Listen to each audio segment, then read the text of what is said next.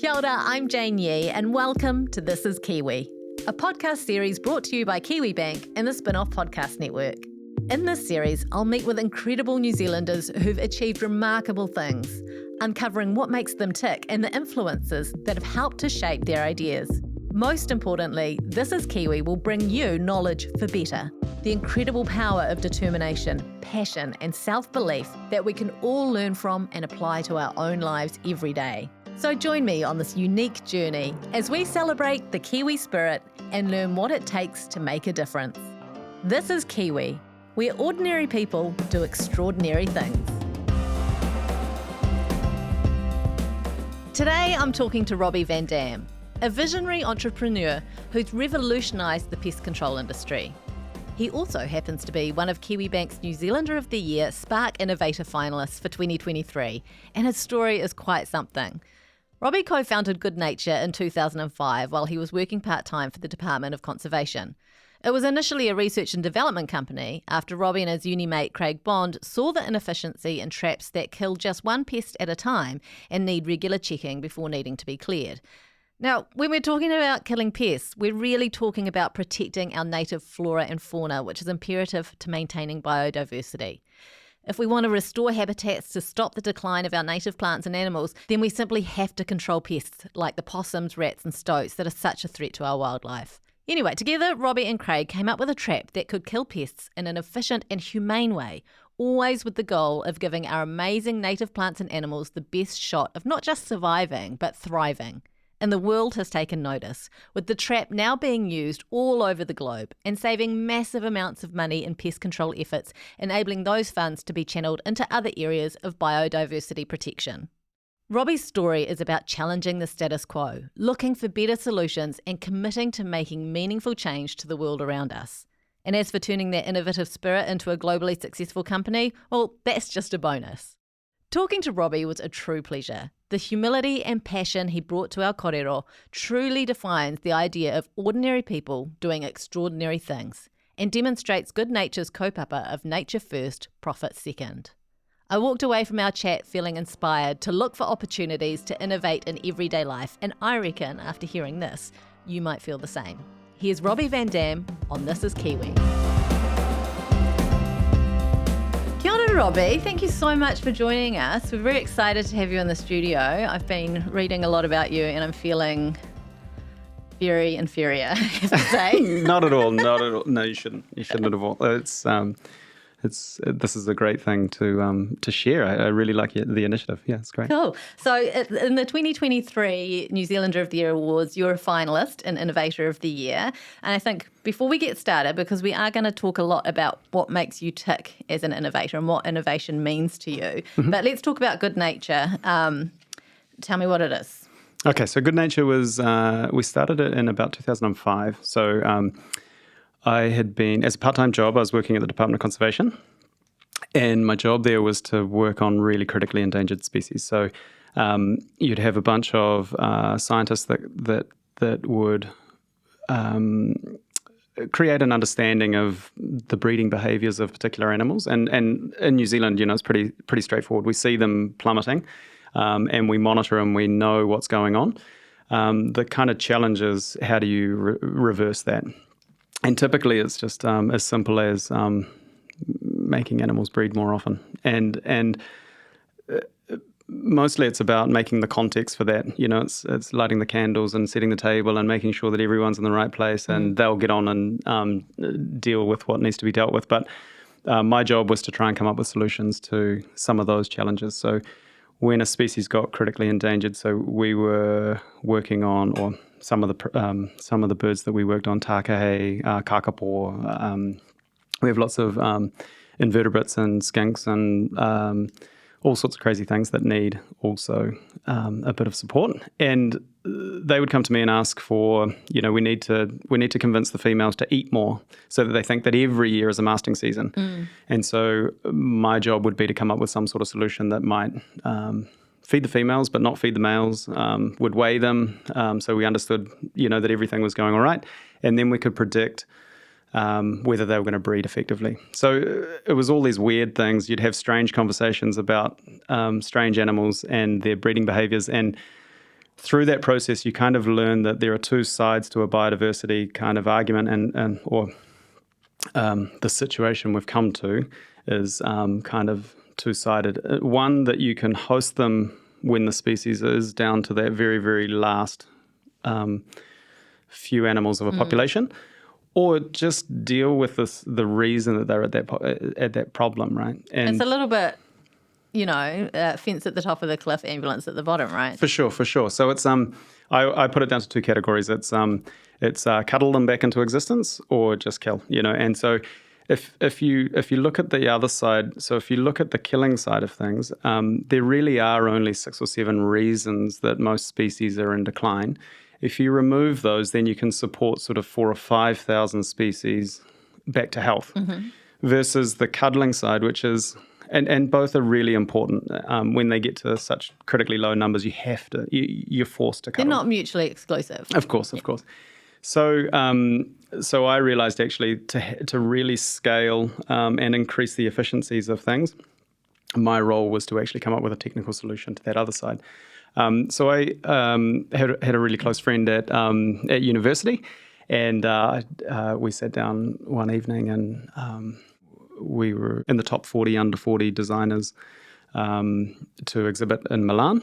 So we didn't take rat traps. We took chairs and furniture and beautiful things. Oh, wow.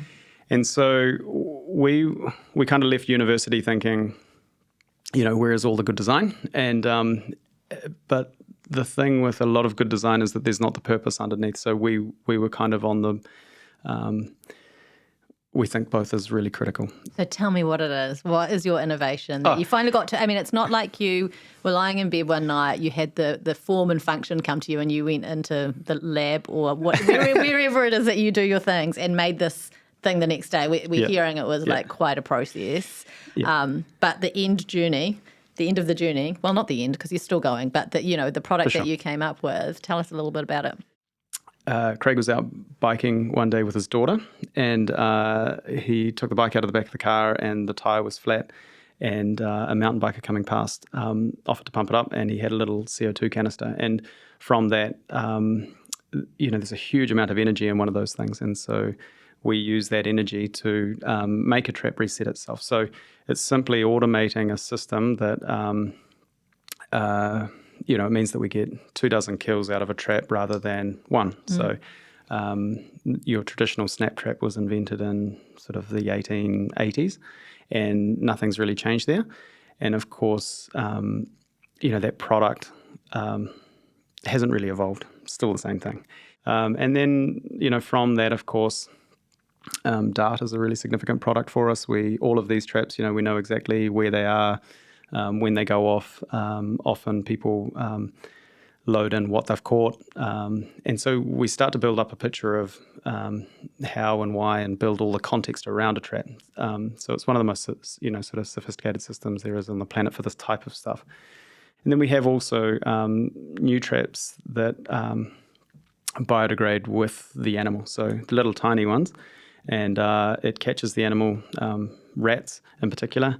And then it's just made of a couple of parts, and it catches the animal, kills the animal, and then biodegrades with the animal as it decomposes. So they're sort of one and done ones that you can kind of lay the traps and you don't have to go back to them to retrieve anything. For sure. Let it do its thing. Yeah, so we have really strict guidelines around what biodegradable is. Yeah. And so basically we chuck it in a hopper under an aircraft or a drone or a helicopter or whatever, and you just sprinkle them as you would. So current methods that we use across the country. So the good thing about it, of course, is that you can do it any time of the year, so it's not reliant on a weather window.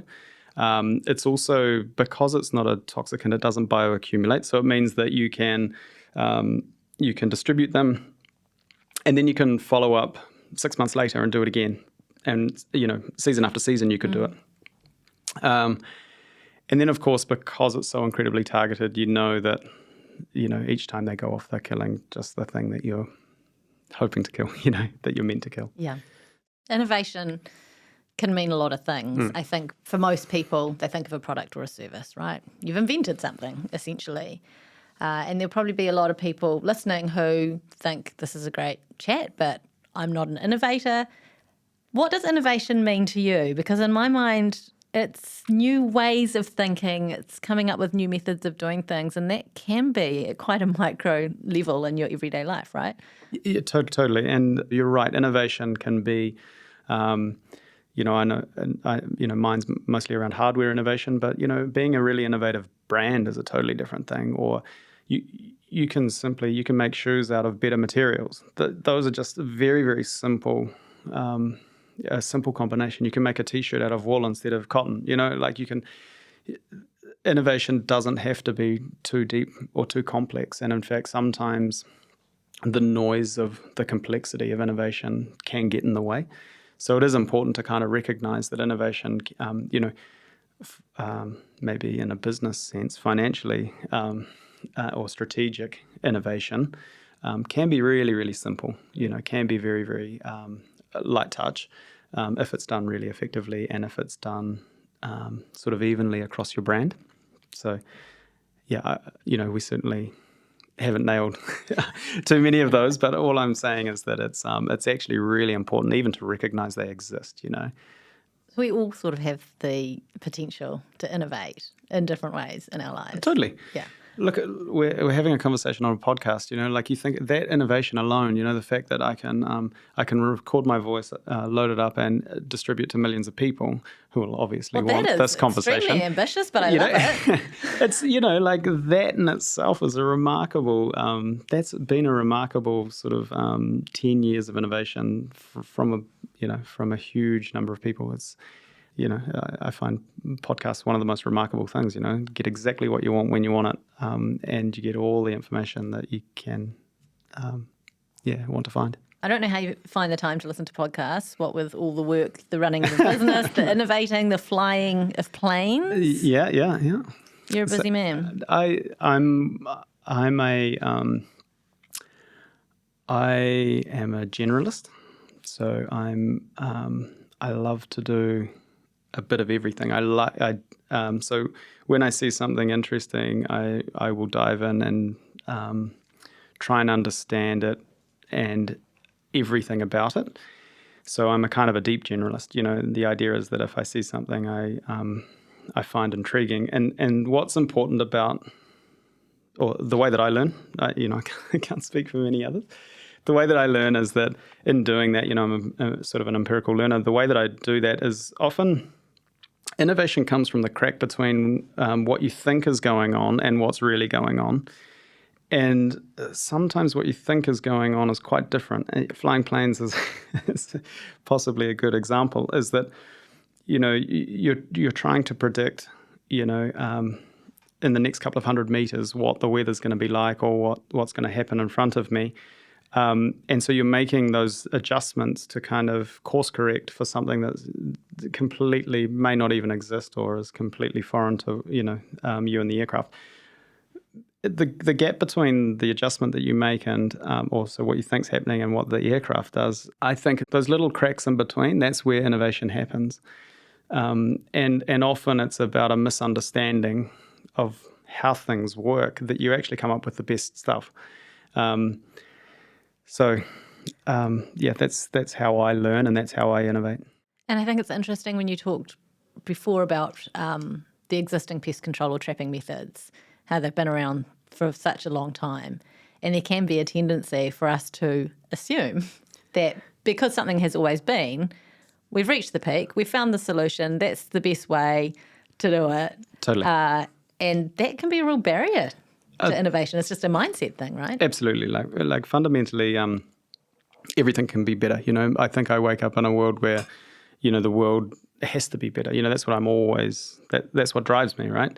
Is there's got to be a better way to do anything.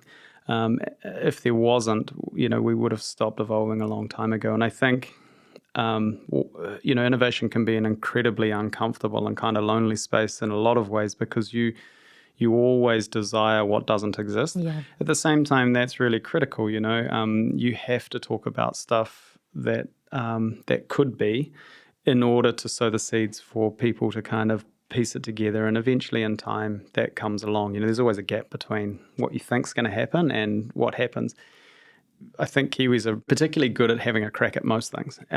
We're pretty general at anything, and so the good thing about that boldness and that energy that we have is that we stumble into solutions quite quickly. We'll throw ourselves into things that we probably shouldn't be doing, and next thing you know, you might be a multi-billion-dollar sort of movie-making company, or I think it's you can't design where your innovations might end up. You have an expectation of what they might become, but it's typically into a space that doesn't exist, and you create that.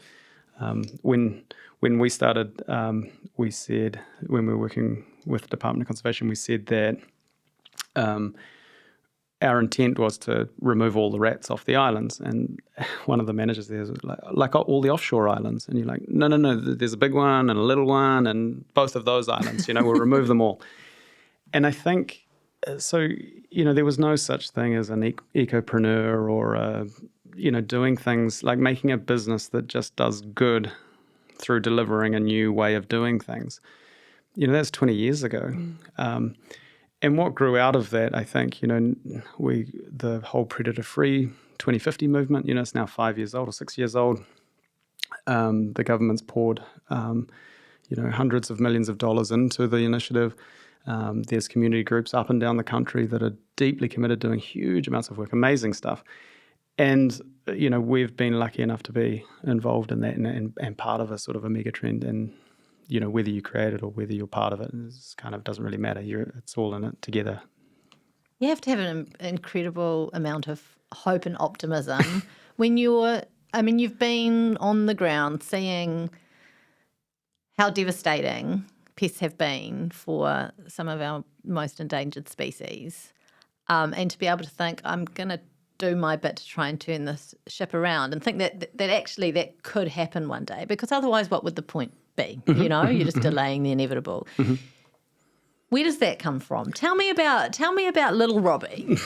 What inspired you as a kid? What made you care so much? Yeah, I think I grew up on a farm in the way down the west coast. I grew up with so my closest neighbour was he flew Lancasters in the war, and I became really close with him. And every weekend he had a Land Rover, and we'd go to the beach, and we'd go to there's huge stands of beautiful rimu trees, and you're in the middle of a World Heritage Park. So we would go off and go gold mining and he kind of had this, maybe, when you're close to not living is a really magical thing. And so I think he shared a desire that, every minute, is a lucky thing, and an opportunity. Totally right. And so as a kid, there's nothing more exciting than being able to, drive through a river in a Land Rover and kind of potentially get stuck and, have to find your way out. So I think that certainly helped. Growing up in a remarkable place helps, So we're blessed to live here. It's a remarkable thing. I think also traveling, not being here has been a really good thing too. So I think all of those things help to inspire. I think in terms of biodiversity, if you look at it, is pretty doom and gloom in a lot of ways, in that, we have 4,000 species endangered in New Zealand. But at the same time, it's taken 150 years for us to get to this point. So I suspect it might take 150 years to get out of the problem. It's not something that's going to happen immediately. I think, we can see them today, the problems coming.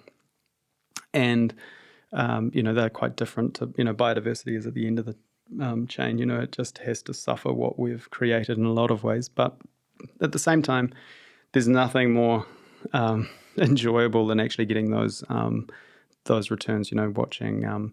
If you look at a huge project like Capital Kiwi, we have like right on our back doorstep, 24,000 hectares, and returning kiwis into Wellington City. Like, those are remarkable things. Amazing, and people that haven't seen kiwi for 50 years actually having them in their backyards again. So I think those are the types of things. It's the community wins and watching others getting success with your product. Those are all fantastic things, right? Aotearoa is very well placed to be pioneers in this sort of thing because, as you say, it's a remarkable country. We are not limited in the ways that some other nations may be because we don't have other people kind of breathing down our necks geographically in the same way. There's a lot of beautiful, largely untouched land, and we know what it's like to grow up and run around in bare feet in the grass and go for a swim at the beach, every weekend. And that is something that we can tend to take for granted. I know you will have had many challenges along the way, and I think part of inspiring people is setting up people for success is being realistic about some of the things that you've encountered. And I feel that sitting in this room, you're generous with your knowledge. What have you learned that you think is really important for people to know to help maybe make their journey less bumpy? Or what should they prepare for themselves because the bumps will be there, There's real bumps. I think one thing about Kiwis is that we're extremely critical of our own, and that is really, really difficult. That is something that I've never really understood, and I continue to be challenged by. Yeah, I don't think we're as generous with our feedback as we can be. So we can be very casual about a lot of things, but when we give feedback, we're not. But, the counter to that is that it also makes you incredibly good when you turn up somewhere else, So in the early days, we created the trap, and then, the first thing that somebody would say, we had this kind of feedback as, well, what's the point if it resets itself and can kill 20 things if it doesn't have a lure that's, constantly available? So then we go off, and a year later we've created a way of making the lure be constantly available. You stitched yourself up. You had to make totally, continue to innovate to make your original innovation work. Totally. And then the next thing is, well, if I don't know how many times it's gone off, and then you go and create the data side of things. So then all of these things ladder up to actually the deep critical nature. There's nothing on the planet like our thing, yet it's still not good enough. But then when you turn up in another country, it's like, oh my God, what is this? This is outrageous. I just can set it and forget about it, and it's, so I do think that it has helped in a lot of ways. I don't think it needs to be so uncomfortable, I don't think it needs to be such a negative process. So that is quite hard. And again, I have to reflect on, my view to the world is that things can always be better. And so, I'm dissatisfied the moment something's created, it's kind of it can always be better, right? Mm-hmm.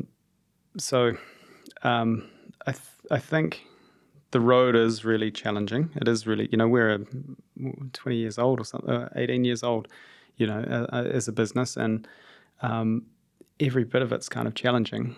There's not an easy bit of it. We could have made it easier at lots of points along the way. I think as long as you have ethical alignment with the people that you're with, so if you have investors, make sure that they see the world the same way as you. You might not necessarily get the best deal, but if they see the world the same way as you do, it's much easier to propose, well, we recently just became a B Corp, and part of that is actually in the boardroom, having to report on what have you done for the environment, or what have you done for your people, what have you. And so making sure that everybody's well aligned in that way, I think that certainly helps. I think,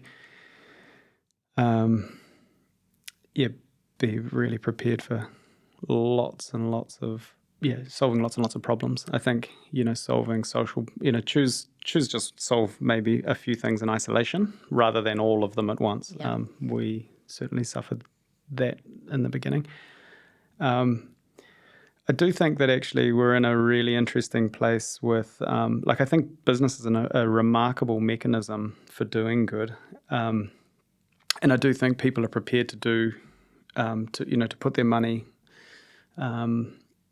into biodiversity or enhancement, or, some of those, putting it back into making the world a bit better.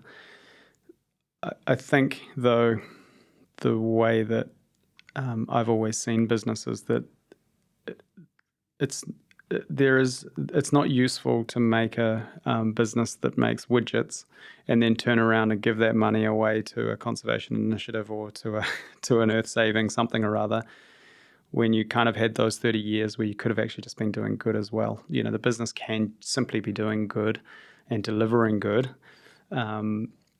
while it functions. Don't make it an end goal, make it part of your journey, right? Totally. Yeah. And I know a lot of people who have become incredibly wealthy and then done all the gifting back, and that's fantastic. That's nice too. It's good that they've done that. That's not the only way to do it. Yeah, and I think doing good while you as you turn up, it makes those hard days much easier if you it's for something bigger. Yeah, that's awesome. I'll just finish with this. Mm-hmm.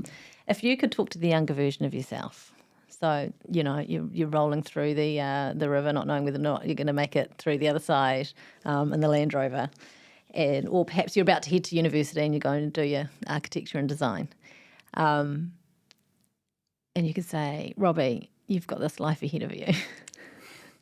Here's some things I want to warn you about, and here's some ways I want to encourage you. What would you say? I would suggest that I need to, I would say, Robbie, care less about other people's opinions of what you're doing. And also be a little bit kinder to yourself. Yep, I would say those two things. And I think because between those two things, I know that I set some extremely high expectations of what I'm doing, which inevitably becomes that's a lot of pressure on others around you, and also on your business. But at the same time, I also, like we were talking about earlier, is that it doesn't really matter what anyone else thinks about what you're up to, because if you truly think it's the right thing, then its time will come, and 20 years later you're kind of partway along that journey and you're close to achieving it. So I think those would be the two things I'd suggest spend a little time working on. And actually, caring less about what other people think is kind of being kinder to yourself in many ways, isn't it? It's sort of one and the same in some ways. Yeah. It's certainly a subset. Hey, thank you, Robbie. Thank you so much for sharing your journey with us today and what sort of makes you who you are, and some of what made you the 2023 Innovator of the Year finalist in the Kiwibank New Zealander of the Year Awards. This is Innovation. This is Kiwi. That was Robbie Van Dam.